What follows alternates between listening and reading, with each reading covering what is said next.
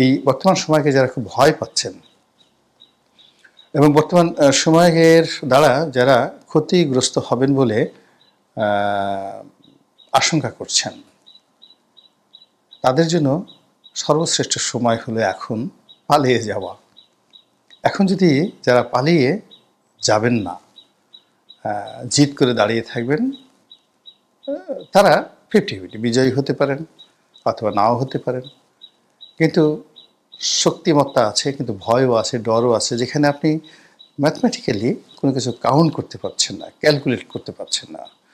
আপনি মরুভূমির মধ্যে হারিয়ে গেছেন, তারপর মরীচিকা দেখছেন, সঙ্গীর সাথে কেউ নাই, আপনার হাতে কোনো কম্পাস, কোনো কিছু নাই।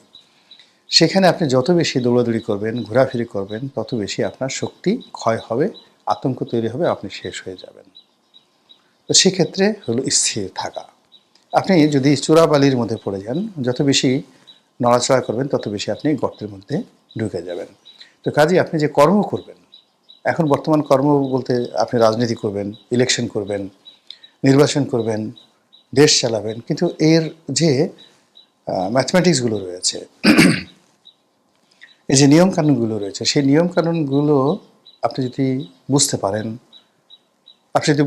এটা করলে এটা হবে, কি করিলে কি হবে, তারপরে এটার পরিণতি এটা, 2+2 4, এরকম একটা জায়গাতে যদি আপনি বুঝতে পারেন, আপনি অবশ্যই সাহস দেখাবেন, শক্তিমত্তা দেখাবেন। কিন্তু আপনি কিছুই দেখতে পাচ্ছেন না, কিছুই বুঝতে পারছেন না।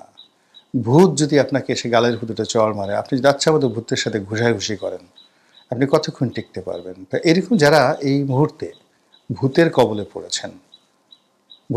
পড়েছেন এবং ভূতের সঙ্গে রীতিমতো ফাইট শুরু করে দিয়েছেন, তাদের জন্য আমার মতে এটা হলো শ্রেষ্ঠ সময় পালানোর জন্য।